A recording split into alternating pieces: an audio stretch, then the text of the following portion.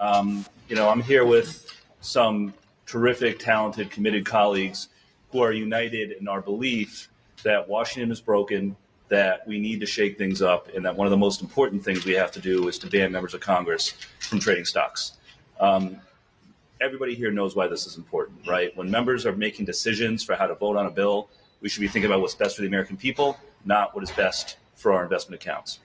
And members of Congress have access to all kinds of inside information that the average member of the public does not. So the opportunity for corruption is unacceptable. Everybody standing here, along with a number of others, have been working on this issue for some time. And I think everybody here, Brian, Camilla, Tim, myself, all had bills to ban stock trading by members in one way or another. We all worked together during the course of the summer to come up with a single unified bill. So we have one bill, we have one strategy, and now it is on leadership to get this done and to give us a vote. I think we're hopeful that today's hearing is an important step in that direction. I expect that there will be a good conversation in the committee about the need for this to happen and how we can get it done. But make no mistake, if this is not a step in the right direction, but a delaying tactic, then other options will be on the table for how to get this bill to the floor. So we're hopeful. We are glad to see some movement, but this is, we believe, just the first step, and the other steps need to come soon. So with that, I'll hand it over to Brian, and we can kind of trade off. Yeah. Thanks, Seth, Camilla, Tim. So the one thing that you can know about everyone that's part of this coalition is these people all want to restore the massive gap that exists, the erosion of trust between the public and the institutions.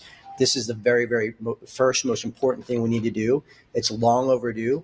I do want to compliment Chairman Stile. I asked him to do this today to have an open airing of the issue. What we put together is not perfect. It's the best product that I've seen. It's a combination of everyone's ideas.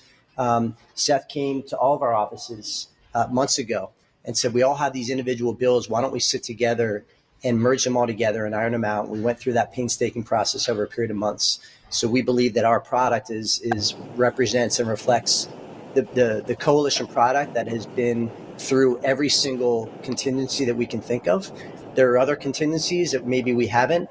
That's the purpose of this hearing. So I want to thank Chairman Stile for having that hearing to make sure we iron those things out and amend it and make the bill better. But the one thing that is certain and that must be clear is that we have to get this done.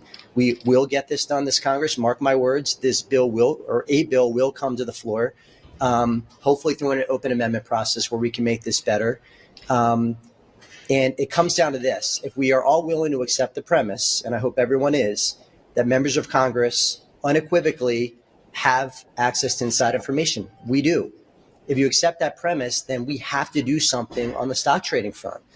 Members do not need to trade in individual stocks. We do need to close loopholes for family members because the conflict does extend to them.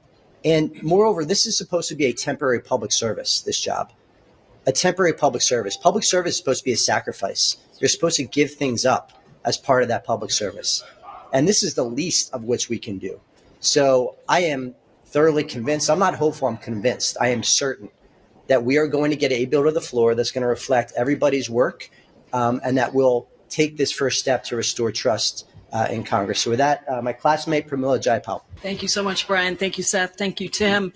I think this is a really important day. As has been mentioned, we've all been working on these bills for many years. I think I might have introduced mine back in 2019.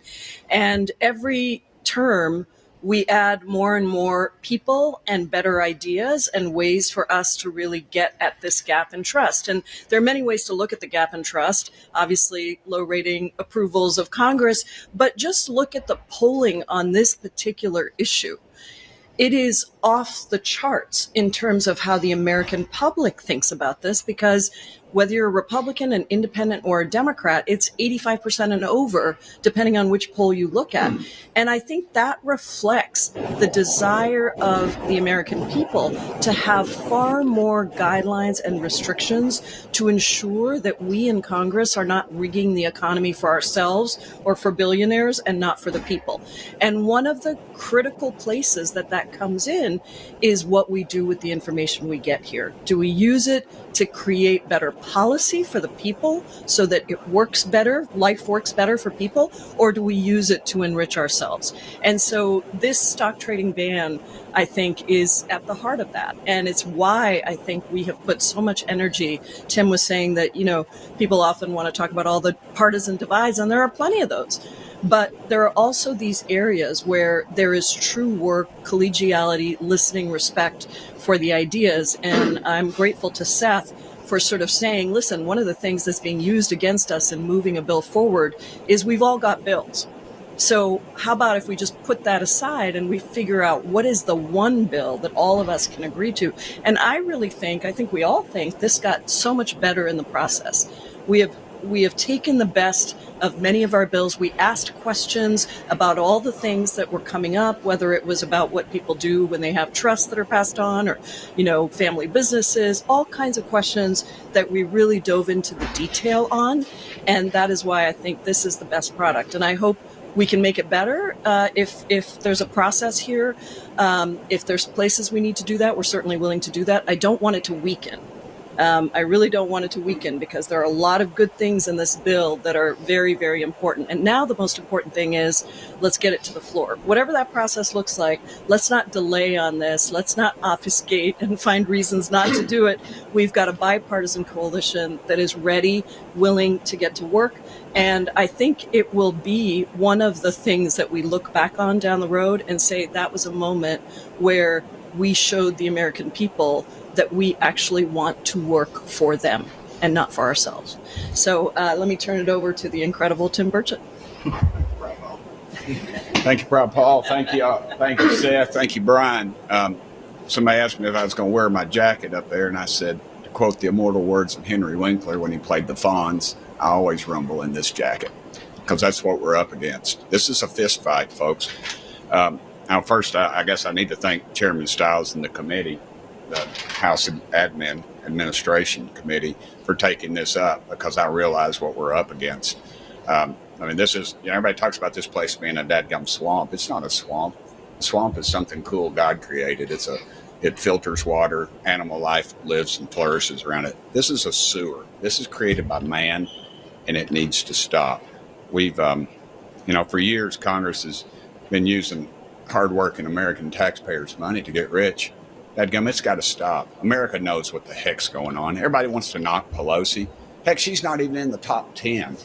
Get on that Unusual Whales site. This is pathetic, folks. We all know what's going on. Congress knows what the hell's going on, and it needs to stop. This body has been enriching itself on the taxpayers' dime for too dadgum long, and it's got to stop. This place is crooked and is crooked as a dog's leg. That's an old East Tennessee saying, but it's the truth, and it needs to stop. America knows what's going on. We're in committee meetings. We hear things before y'all do. We can make those connections. When you see a member of this body making 400, 500, 600 trades a year, you know something's wrong. Everybody ought to do like I do. I got my buddy Tommy Seiler who invested in my mutual fund. Ended up having to cash it out because my daughter's going to school. I'm not a wealthy man. But look, this thing is broken, and it needs to be fixed. And this is the right avenue to do it. And I want to say something. I'm going to get these guys mad at me, but I really don't care because they can't vote in my district. This thing ain't going to pass. If we're going to pass something in the House, and then guess what? The Senate will either, one, not take it up, or they'll come back in righteous indignation and say, oh, we need to make this stronger, something totally ridiculous, and they'll send it back to us. This is a scam that's being played on the American public, and it needs to stop. Let's quit with this nonsense. Let's give America a reason to trust Congress for once in our miserable lives. This is our chance to stand up and say, we hear what you're saying, America. We're going to fix this dadgum problem. But we probably won't do it. And I'll remain ticked off the rest of the day because of this. and it needs to stop. I want to thank all these folks, really. I joke around about it. You want to talk about something that, we all working together? Dadgummit, this is the issue. This is the issue where Democrats and Republicans, dadgummit, if I can stand up here with these two, these two. I mean, people back in East Tennessee are going, what in the heck's Burchett doing sitting next to Paul, for goodness sakes? Well, I'm not going to beat her in her district, and she sure as heck ain't going to come down to East Tennessee and beat me. But this is an issue that America's united on. We ought to get behind this thing. You all in the press, it would make a hell of a lot of sense if y'all would put the pressure on Congress and make us do the right thing for once in our miserable lives. Thank y'all. Sorry I'm so jacked up. Any questions? Yeah, Brett Magaziner, you said you hope this isn't a delaying tactic. What do you mean by that? So the context we're operating under here is that 90% of the American public, in poll after poll after poll, wants this, is demanding this reform. And make no mistake, though, while we have bipartisan support for a stock trading ban, there is also bipartisan opposition. The difference is, while those of us who are for a ban are very vocal about our views, the opponents are quiet, right? They don't get in front of the cameras and say, no, we want to keep trading stocks, but they are in the ear of leadership on both parties, right? There are members in both parties who do not want this to happen, who are in the ear of leadership, who are trying to stop this from happening, right? And so I'm more of an optimist than Tim is. I think we can get this done, this Congress. I hope that this is the beginning of a regular order process where, to Brian's point, the bill can be perfected even more on its way to the floor in an eventual vote. But if this is an attempt to just placate us with a hearing, then that's obviously not going to be good enough. Maybe I'll just add to that and say that we've seen a lot over the years of how people can stop things from moving forward. And so I think what you need, and I think we have, is a really committed group of people who say, we're going to get it to the floor one way or another. So we can go through regular order, we can go through another process, but we do need to get it to the floor, because that is the place where somebody's got to press a yes or no button. That's the place where, if you're in private saying, I don't really want this, but you're out in public saying, yes, we need to do this, those two views come together when you press that button. Now, we want to make sure we succeed. I'm an optimist. He does know my name, by the way, but he just insists on calling me Pariah Paul. What's your name? But I really think that this is a moment where we've got the country with us. We have, we have examples of bringing to the floor things that both of our leaderships have not wanted to bring to the floor. And I do think if we can have a strong vote in the Senate, as in the House, as we saw last night with the Epstein files, we can have a strong vote in the Senate, and we can get the bill to the president's desk. And just to add to that, the plan always was to have both a hearing and a vote. One without the other doesn't work. It's irresponsible to have a vote without having a hearing and airing all these issues out, much of what was reported this morning, all these contingencies. And it's also not acceptable to have a hearing and not a vote. So both are important, and both will happen. Both will happen. Hearings today, this will get a vote. Trust me. And in terms of the Senate, you better believe that once this does pass the House, which it will, we are all going to go migrate over to the other chamber, and we'll do this every day of the week if we have to. That's right. And by the way, it's Every day. It's already passed out of committee in the Senate. Yeah. Anyone else? In your view, why do you think leadership does not want to bring this to a vote right now?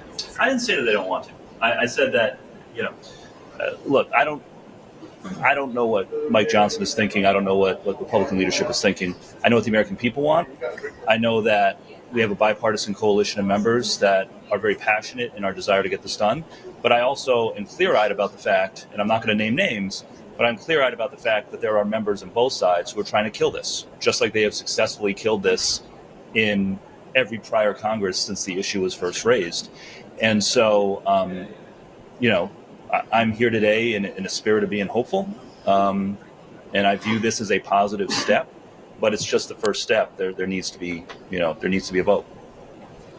Were you guys expecting this to start as a markup as opposed to a hearing, or if you told it would start as a markup as opposed to a hearing? I think a hearing is really important. We've not had this, right? There has never been a public televised airing out of the concerns, of the loopholes, we have to do that, right? The markup will come after that. This is a fact finding. We want to hear everybody out. It would be irresponsible not to do so, but then a markup and then a floor vote, and it will happen. It will. When would you want to mark up by? And if it's not, doesn't happen by then, would you go directly to your instructions? Well, let's see how today goes. Again, Chairman Style is following through on what he promised us he would do. This is what we asked for. This is not going to take forever. We're going to let them do their work, and I think we'll all discuss amongst ourselves what we think a fair timeline is. And it's a gutsy move by them to do it, because obviously they're behind the scenes. As one of the members discussed earlier, that folks are back door. They're saying, we don't want this, but when it gets on the floor, they're going to be our biggest cheerleaders. So it's definitely a gutsy move to get it in the committee, and I salute the committee for their guts to do it. Because, like we said, the hearing is the proper way to go. We need to air it out. Yeah, So y'all can keep talk in mind, members' names are going to be mentioned in these hearings. That's Sure. part of the fact finding is, okay, what members have done what in terms of trading, sometimes on a daily basis, not even on And a I'd encourage you to go on the Unusual Whales website, Top 100. And I've yet to make the Top 100 yet. So. Congresswoman Luna said last week that she had received assurances from Speaker Johnson that there would be a markup. Congressman Fitzpatrick, Congressman Burchett, have either of you gotten those assurances directly from the Speaker or members of leadership? We'll talk to her. I don't know when she had that conversation. If that's true, that's great news. I have, sure. I have. Yeah. Absolutely. Anyone else? Oh, The yeah. sticking point has been whether or not this should extend to the president and to the judicial branch. Is that something that in your working group you guys ruled out as a non-starter, or is that still on the table? Yeah, so we've discussed it, and I think many of us are supportive of including the president and vice president as they were included in the Senate bill that passed out of committee. It is unclear whether that would have the critical mass of support necessary to pass the House. So it's still an open possibility, and I think we are exploring whether we can build the support, whether the support exists in order to include them. If there is support, then that can be done through an amendment process. But rather than delay the process of introducing the reworked bill while we figure that out, we decided to go ahead, introduce the bill, keep the momentum going, and then that's still an open question. And I also want to add, Alexandria gave a quote this morning about how she views this as once this domino falls, it's going to manifest in a lot of other very positive ways, and I couldn't agree more. I think that's really important. That's why we really want to get it done at the bare minimum for our chamber.